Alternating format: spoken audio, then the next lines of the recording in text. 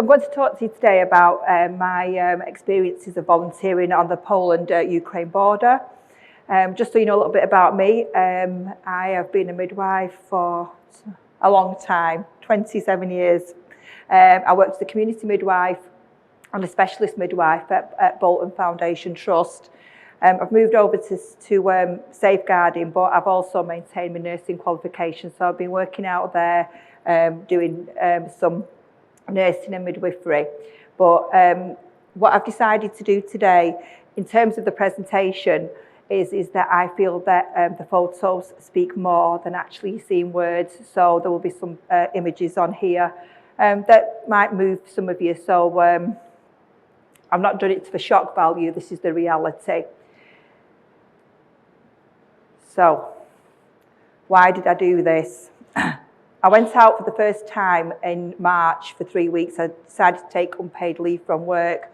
Why did I feel compelled to do this so strongly? It actually goes back to my family background. My grandfather, his mother, my great-grandmother, and my aunt, his sister, who was 8, were taken to Auschwitz during the Second World War. My aunt was 8 years old. She perished, and so did my great-grandmother. My grandfather actually survived. If he hadn't, I wouldn't actually be here to speak to you today. So I've got grandchildren, and I spend a lot of time with my grandchildren, usually when I'm not doing this, which is completely alien to me. This is a whole new phenomena. Never expected that I would be doing anything like this. But what I felt when I saw those queues of people that were standing there in the freezing cold was how it would have been back in that time of the Second World War for my family. And if that happened to my grandchildren, now my granddaughter is 8, I would want somebody there to try and help. That was the only thing that was in my mind. And I just said, I'm going. I'm in a very fortunate position is that because my family's Polish, that I actually speak Polish, and that helped me a lot. We'd been collecting funds. We'd been collecting at the Polish Social Centre in Bury that I'm linked with, and we were sending a lot of aid over, but I just didn't feel that was quite enough. So I thought, well, I'm going to go over there. So what I did was I contacted the actual administration of Przemyśl. I'm sure you've heard of Przemyśl, where the big humanitarian centre Tesco is at, and they welcomed me. And with that, I flew over, and there I am.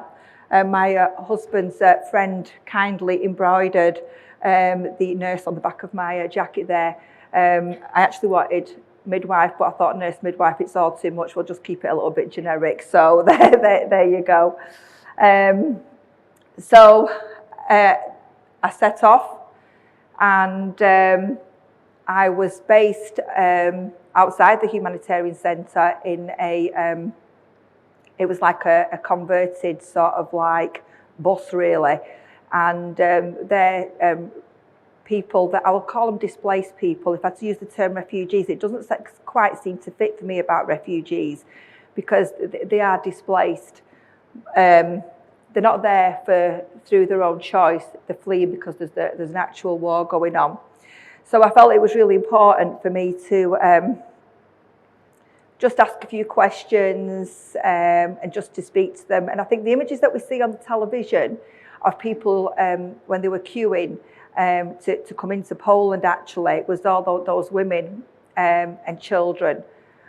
And I just thought, what about the unborn? That's what stuck in my mind, is like what is going on. You've got people who are travelling 30 hours on a train, crowded. There could be 4 generations.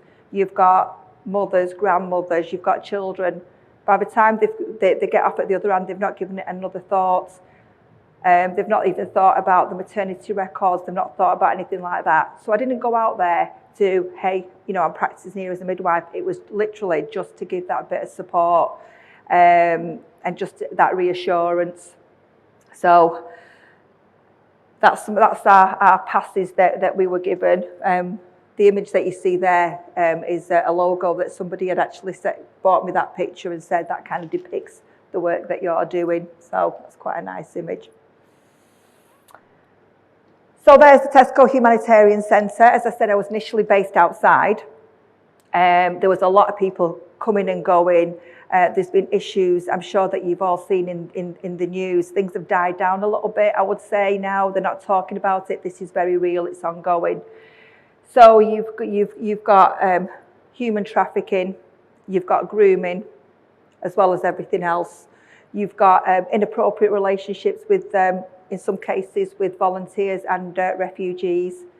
There's also been allegations, I will say, at this point, that have been investigated in terms of organ harvesting. And as I say, the people, although the army's there, although the police were there, although there's officials there is a high rate of corruption and fraud that are going on. In terms of when there's a war going on, what you will see is that it brings out the very best in people, but it also brings out the very worst. I've seen every bit from each angle.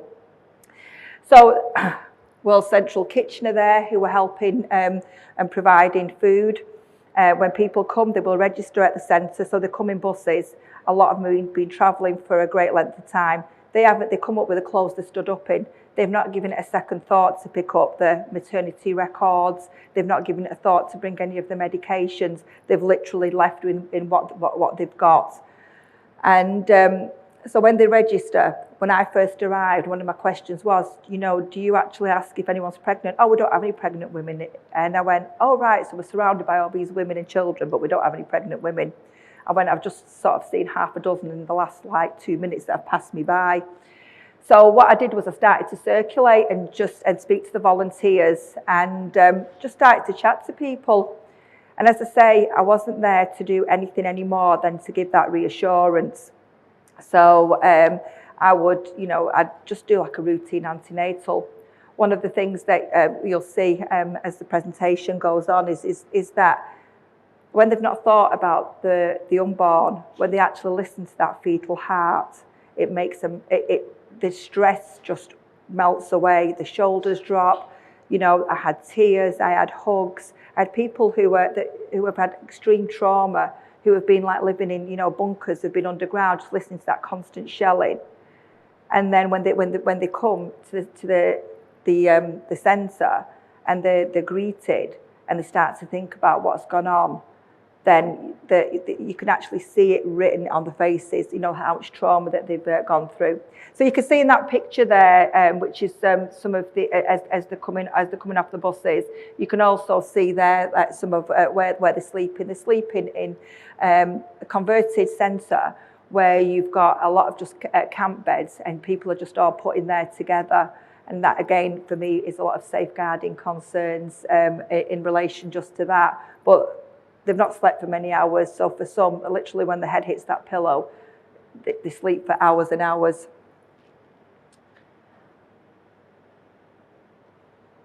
I've talked to you about the Tesco at Practitioner, the Humanitarian Centre. There was another one at the other border, which is called Kortrova. That actually closed down on the 1st of June. This image here is of Medica. Medica is literally right on the Polish-Ukrainian border where they cross over. The middle picture is when I first went over, it was lined as people came off with World Central Kitchen, with NGOs from, there's the Red Cross, UNICEF, World Health Organization, they were all there. And they were just there giving out bottles of water, giving out fruit. There was people that have come from all over the world. There was a woman that I met, Christy, and she was there from the beginning, and she was just giving out maternity products. There was a baby changing area. The simple things like that, just somewhere to change your baby. When the situation was when it was very, very cold out there, they actually had a baby that froze to death while they were in the queues, and that's just absolutely shocking. So it was a place where it was very, very busy. There was lots of help and support. Now, as you can see on the pictures on either side, I took these on Saturday, I think I was there. The NGOs are all leaving. The reason being now is that the administration, I think, are feeling that things are running the course. They aren't running the course at all. People are still crossing over. However, they wanted to have contracts and start charging rent. So the big organisations who are like charity organisations basically said, we're leaving. So the need now is more than ever because we haven't got those big organisations. So we've gone from having all of this support to very little being there right now. And that's one of the places when I go back, we're looking to get set up another medical point. I got a telephone call only the other day, and it was 14 people, 7 adults and 7 children. And the children were just running around there. There's a lot of people just sitting, observing. There's cars coming and going. And it's quite concerning about the situation of what is at, of what they're looking at and what is going on there. So I wanted you to just have a quick look at that image because it very much depicts the war is ongoing. It is still happening.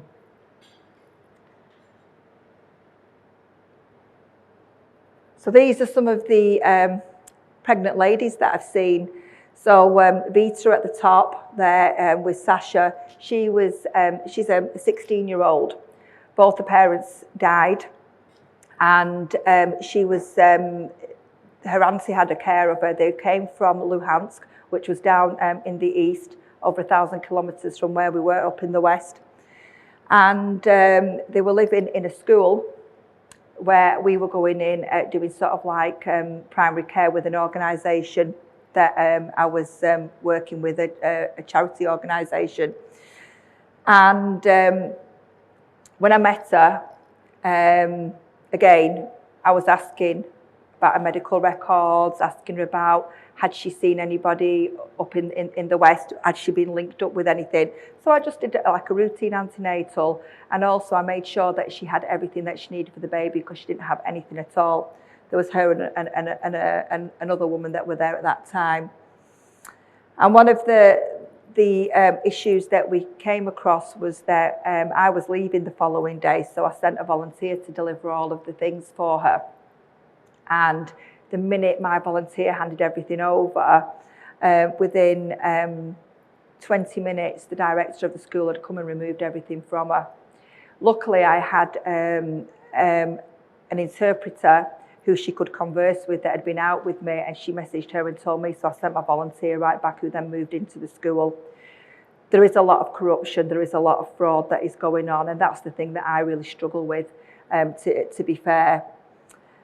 So in terms of Vita, I did ask her whether she wanted to cross the border, but her auntie wouldn't cross with her, but because she's under the age of 18, then she's got the responsibility for her.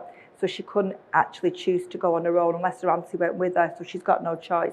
She has to stay there because of her age. So again, we did everything that needed to be done. We linked her up, gave with the local hospital. So what you find over there is that while there is nurses, and they do have midwives as such, but it is obstetric led. You sort of register with a doctor more than anything, and then they go to the. It's very much they always see the doctor. So although they've got the midwives there, it's not really like that midwife-led care. But obviously, in this situation, a lot of the nurses and the midwives have left. So the males that are left behind because they can't leave the country. So there is a lot of doctors and medical staff, but there is a shortage of nurses and midwives. So the other image there, this lady was at the humanitarian centre. She came to see me. Again, she had 3 children, and she's a type 1 diabetic. And so once we'd done all the routine checks, her diabetes was really uncontrolled. So we had no option, we had to send her into hospital because she was in Poland on the Polish side. They've got a maternity unit, they've got a hospital, they've got everything that was there. So we sent her in there, and we did the right thing. They ended up stabilising her, and it took 3 days. But if I hadn't been there, I would wonder what would have happened with that woman. The issue was she had 3 children as well, and the three children had to be cared for overnight in the centre. And again, if you think about those safeguarding issues that brings in, that calls into question, the following day, the police had to take the children and they had to go into a children's home while the mum was in hospital, which again, that is really traumatic for those children. But what we did do was try to manage it in terms of the children went to visit the mum so that they could see each other, so that they could speak to one another, and at least that they could have some support, some reassurance. So as well as doing a bit of medical, we're just currently trying to convert another school. We've just got the funding for that from some American investors, and we're going to be converting this school that's a museum at the minute, school museum, and we're going to have 30 refugees in there. So I'm really excited about that. That's in the west of Ukraine. And then I also do have an ambulance because I've got a Polish friend who was volunteering, and then when he went back home, he left me the ambulance. So what we do is that we loan it out to organisations. In fact, actually today we're currently just managing, there is an English soldier who has been wounded, he's been operated on today and needs to be repatriated. So we're looking at that, if we can support that. I am self-funded there. I don't take anything out of the funds that I've got. We fund ourselves there. Everything that we do goes directly to help out the displaced people and families that are there. So that's Dr. Sebastian there, who we're handing over the keys to the ambulance for him to do some repatriation. And this is a lovely story. And this is another Vita. And I met Vita. She was living near where we were staying, and her parents and family are over in the Ukraine. It was her first pregnancy. Her husband was with her because he'd been working in Poland. She'd gone out to join him and the war broke out. So they moved around from different areas in Poland, closer to the border, because the family could at least come over to see them. And so when I met her, she was about, I'd say she's 37 weeks gestation, again, very little care. So that's what I did. I just supported her, and again, linked her up, got her to be seen at the hospital. She went and she had she birthed, and that's little Luba Mare there. And when she came home, she'd been in for 2 days. The postnatal care, I would have to say, as we know, it's the Cinderella service. We've had the talk earlier that I went to, the masterclass, very much so in Poland as well. So she'd had no support. She had really struggled to breastfeed, and nipples were really cracked and sore. So I just spent some time just doing the positioning, helped her to bath the baby, you know, just the basic things that we do, and just did that. But Mum went on to successfully breastfeed. When she came home, she was on the verge of giving it all up.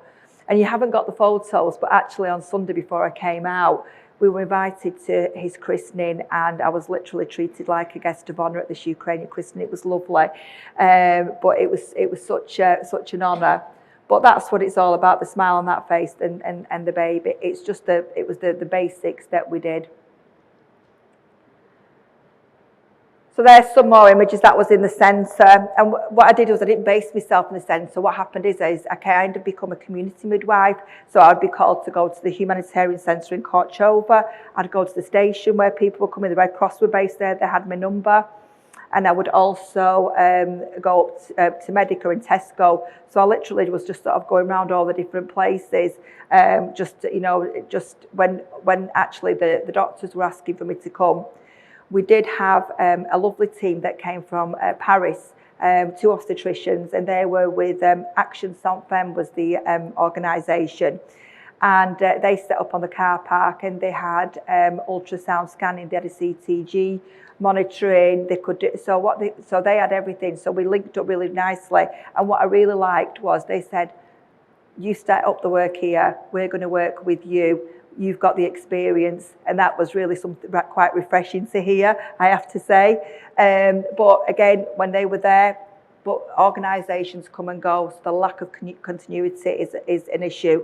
When I came back the next time, they've left. They told me they were going to be there for 6 months, and that for me, it worked really well.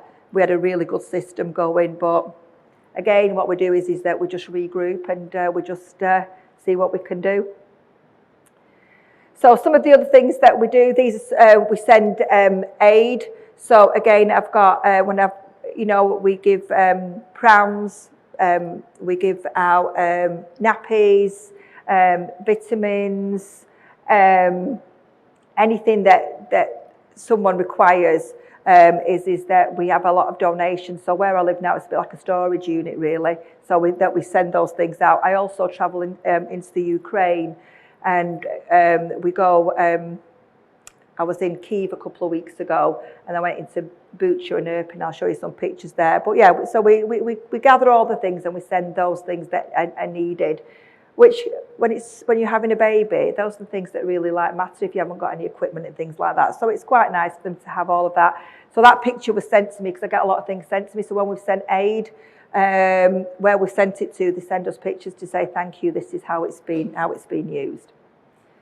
So I'm going to put you a little video on now. I think this kind of, in essence, captures some of the work that we do. So if you just have a quick look at this, are you going to play it? A hug from a stranger and a blanket. Small comforts matter when you're so cold. 4-year-old Alison fled Kharkiv with his mum and brother Valery. They've been travelling for days and are sick with coughs and fever. Juliana, their mum's heavily pregnant and something isn't right. She feels very small. I've just examined her, and I would say she's probably around 28 weeks. We're going to arrange an urgent ultrasound, and she looks anemic, so we're going to try and get that sorted out. Desperate volunteers at the refuge centre called midwife Wendy. She's rushed here to help. Juliana's in shock. Her husband's in Ukraine. She and the children are living in a storeroom until they know where they're headed. And without Wendy, she and her baby wouldn't be getting the specialist care they need.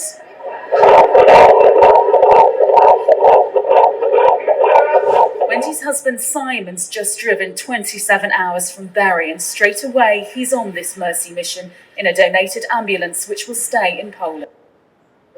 It's good news for Juliana. She's only 6 months pregnant, so the baby's a healthy size. At last, a glimmer of a smile, the first in a long time.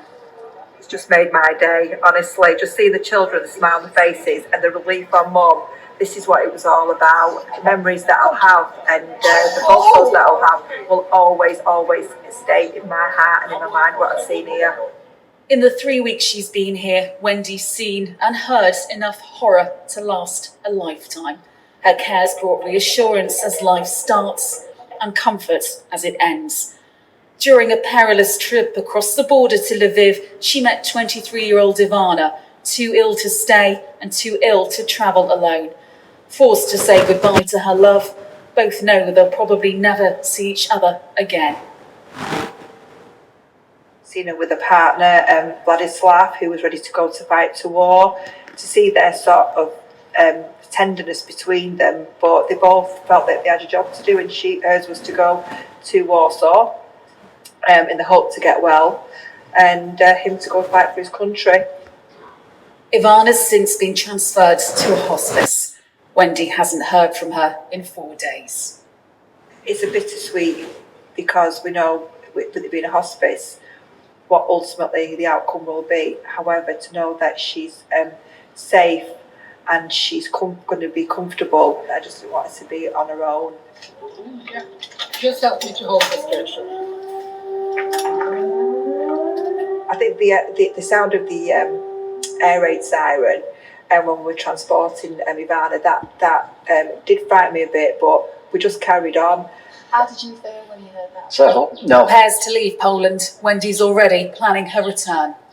I don't think until you've been here and you've actually been inside the humanitarian centres or spoken to the people, listened to their stories, that you can actually quantify the true horror of what is happening. And for me, that's something that will stay with me, I think, for the rest for the rest of my days. I never expected in my lifetime that we would see something like this happening again. And this is why, you know, we must help.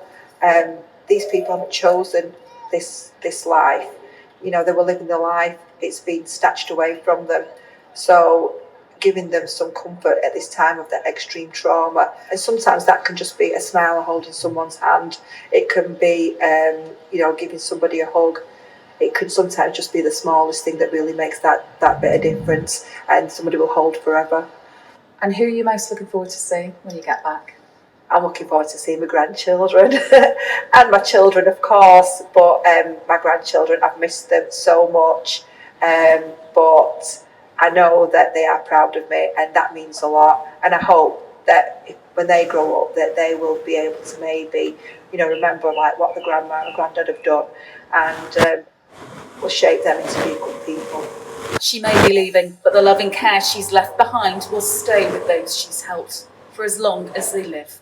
Victoria Grimes, ITV News, Przemyśl on the Poland-Ukraine border. I want you to show that clip because it really just depicts everything that I do. I'll probably get a bit emotional now because Ivana's actually passed away. So, sorry about that. I do sound a bit common, don't I, on there? I really need to have some elocution lessons. So yeah, that's Vladislav and Ivana. I didn't tell my family, I promised them when I went to Poland that I would not cross the border. Of course, I didn't adhere to that at all. And I thought, well, I'll tell them once I've been. And then when I got there, you saw it on the clip, I was picking up, I was told I was getting a 4-year-old child to transport. And it was 23-year-old Ivana who has had cancer. I was told we were taking her to Warsaw to a specialist oncology centre. I was a little bit taken aback, so because it's not what I was expecting at all. But when I met her and I met Vladislav, and he was literally in all his army gear and he was ready to go, and he's going, I'm going off fighting, you know, on the front line. And when they were saying the goodbyes, and she couldn't speak any English, and my Polish is good, but my Ukrainian's not that great just yet. And but we went down, and so when I went back in April, I went to see her, and you know, she was, by this time I knew that she was terminal. She was in a hospice, and then she passed away on the 24th of April. But when I've been back, I've been to see her mum. I met her mum when she was up there, and her mum now says to me that I'm just like her family. So that was just a few images. So the things that happen and the things that we've done. I'm also in contact with Vladislav. He is alive and well. He's still going. You know, he's just been called back down. He is on the front line, but he's okay. So that's Ivana's mum. That's what we're doing. That's some more other things that we've done. I couldn't even come home safely or quietly. What I had to do was, I was asked whether I could bring this family back. That's grandma who's in her 80s, and they'd got the visas, but she was immobile, so could we escort her back, and with her 2 grandchildren. So that was, and the family met her there, her daughter was there, which was really lovely for their reunion. My husband supports me all the way, and I couldn't do it without him. There's some more images there. That picture there that you can see, the first one, that was when I was in Lviv outside the station when the medical train had come in. And I have to say that some of the sights and smells that I've seen on there is something that will probably stay with me for the rest of my days. So we also help. That's the Ukrainian ladies handball team. They're over near Stretching right now in a school. And what we've done is, one of them's pregnant. We've sent everything over for them. We've sent clothes. We've provided medical supplies. We've opened up an account in the pharmacy to help to support them. So as well as doing in the Ukraine, we support people as well that are Ukrainians but that are in Poland. The children there, the lady that I told you had diabetes, those are her 3 children there, just before we took them to see her. And then this is my little bit of, I never expected these. I was my little bit of publicity things that didn't do it for publicity, but I was harassed a little bit to sort of do these interviews. The reason why is because to keep it at the forefront of the mind. I've been home now, there's nothing on the news. Please spread the word, this is still going on. You know, please do what you can to support. It's very, very real what's happening out there. I literally was meeting somebody outside the station and they went, oh, Amanda's in there waiting for you. I'm like, Amanda who? Amanda who? And then it was like, oh, Amanda Holden, hi. It was a bit of I didn't even know. So yeah, but this is now when it was all at the forefront. So that's our little team that were from Humanity First. Those are my lovely French obstetricians there, who were really, as I've said to you, very, very supportive. And that's some of the Polish paramedics who we were working with when I first came. And I'm rushing through this now because I don't think I've got much time left. So these are some of the donation runs that we've done. So we fill up the van and we just drive to where it needs to go or where we get called to go to. And this was when I went to Kyiv 2 weeks ago. So these images of, in Kyiv, I mentioned Irpin and Bucha, totally flattened. The picture of the tank there as we were driving out of town, they were just all their burnt out tanks and everything else. And people were just sort of like going and looking at them. We took a lot of aid there. It was an 8-hour drive down there. It was quite a very long journey because we have to get because we're struggling with fuel over there. But we delivered the aid to, it was a church where the priest distributes. When I got there, there was a line of about 100 people. What you've got to know is that people have lost their jobs now. They're not working because of that. The infrastructure's gone. They've got family that are going, that are fighting in the war. So they haven't, so people are literally, they are starving. So we go around the surrounding villages. We do grab bags and hand those out as well. If you want to follow, that's I'm looking a bit stern there at the station, but it was quite, it was a bit of an emotional day that day. So it's a closed Facebook page because I do have to say that when you're in the public eye like this, you do face trolls as well when you're trying to go and do a good thing, but never mind. So that's the Wendy Warrington Polish-Ukrainian journey. Please feel free, everything that's on there. I didn't set this up for any other reason, is that I don't have time to write anything down. So this is actually just for me, so that I can look back on this one day and sort of look at what we've achieved. And I just wanted to end this presentation in memory of Ivana. Sorry, she really struck a chord. And it just sums up all the work that we do. And yeah, thanks for listening today anyway.